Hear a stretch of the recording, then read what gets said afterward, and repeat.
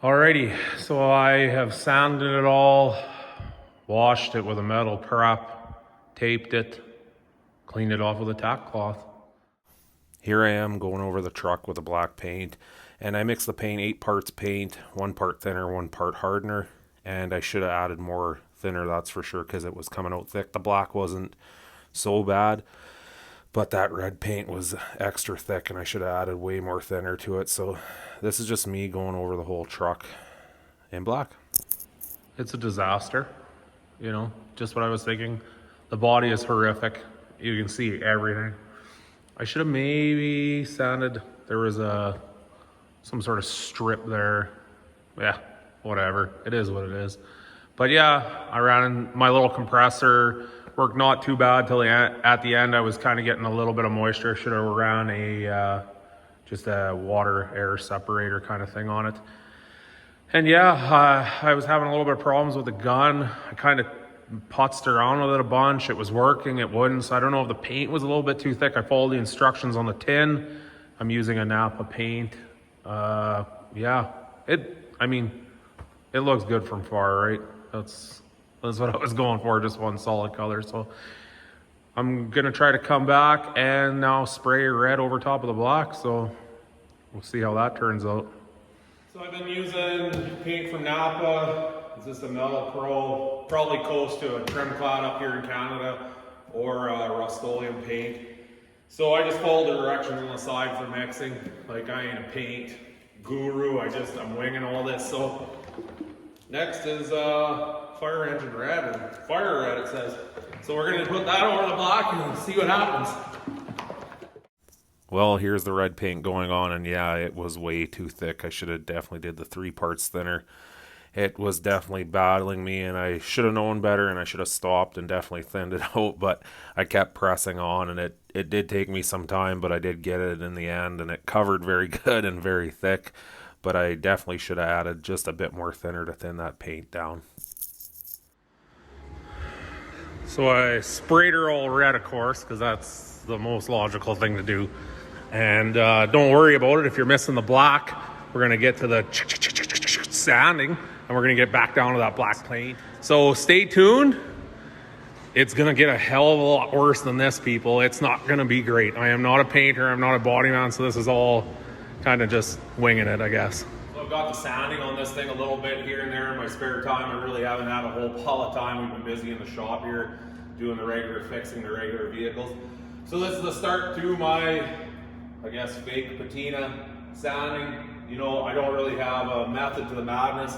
I just pick spots, sand them, fall on the body line a little bit, and yeah, I just sand it out till I like it, clean it up. Yeah, that's it. It's not really science. It's what I like, and I'm going to continue doing it. Probably I'll skip a lot of it because it's pretty boring. Sanding's just nothing too spectacular, but well, this is the in-between after the red, and now I'm on to sanding, so stay tuned, we'll see how it changes. Okay, this is the driver's side. I haven't done too much. I just touched that there a little bit. So I'm gonna just do this body line right now. I'm using 180, I think. The paint's so thick, it's incredible. Talked to a body shop buddy of mine, and he said start with 800. Yeah, it's not doing anything. I sprayed it way too thick. So I'm gonna do 180. I know that's probably a no-no in auto body land, but we're not in auto body land, thank God. And I'm gonna come back and hit it with an 800 and then 1,000. It's not gonna look good. We know that already. So I'm gonna just continue on giving her a bit of sanding. I did do a lot of hand bombing on this project for the fake patina kind of look, but I did switch over to the orbital eventually and finished it up a little bit quicker in spots with that. It helped out with the old arms.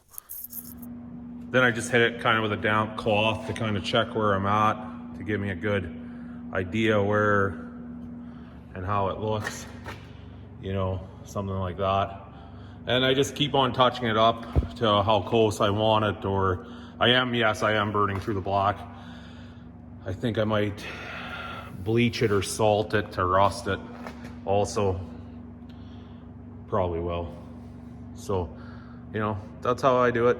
Probably not right, but there again, this is just called winging it, seeing if it works. So I'm gonna keep on sounding on her.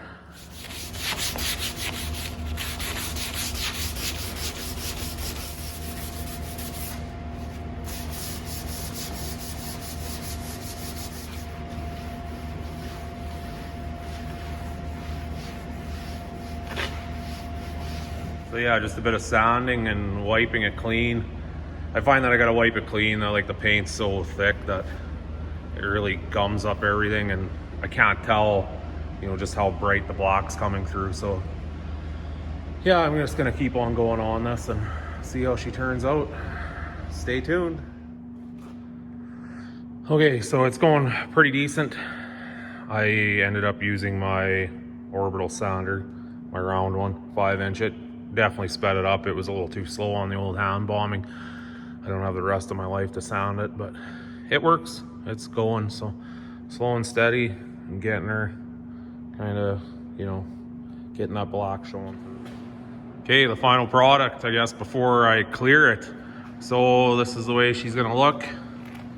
You know, I could add a little bit in different places. Maybe I might have to do a bit more in here. The mirror's gonna cover here though, so, but yeah, that's the overall result, I guess. You know, I did get her on the whole truck. I'm gonna bleach some of this, I think, or try to. There was white obviously underneath that. I went a little too deep. So tailgate, it's not bad. I didn't do much on the back of the cab or on the top. Didn't really care. I think it turned out okay. It's better in the daylight. I had it outside. It looks pretty decent. Hood, you know, it looks better than what it was, I think. So it all worked out good. And now I just gotta do some clear to the bad boy. That's what's coming next.